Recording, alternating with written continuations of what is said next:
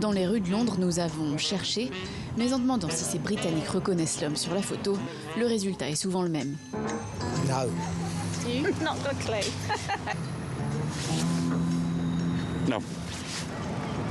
No idea. Aucune idée, non. Oh God. Oh mon Dieu, est-ce qu'il est américain? Puis enfin, That is Michel Barnet. Ah, c'est Michel Barnet. On sait toujours quand il est de mauvaise humeur ou qu'il fait de mauvaises négociations. Dans ces cas-là, il décide de ne pas parler anglais. Je l'ai trouvé assez diplomate pendant les négociations.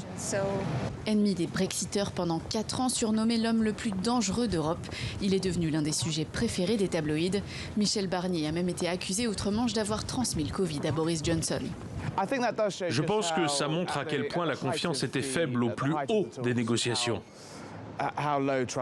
Un personnage bien différent de l'extravagance du Premier ministre britannique Boris Johnson.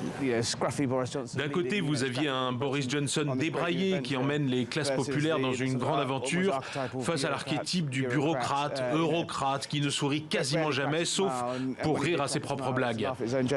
Et pourtant, du côté de l'ancien Brexit Party de Nigel Farage, désormais renommé Reform UK, les propos sont d'abord élogieux.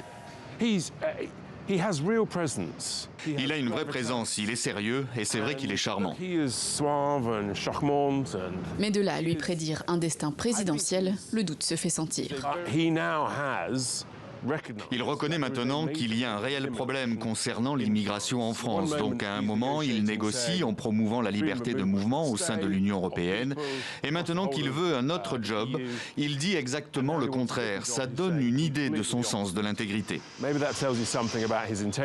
Apprécié ou pas, une chose est sûre, Michel Barnier fait désormais partie de l'histoire de désamour entre l'Union européenne et le Royaume-Uni.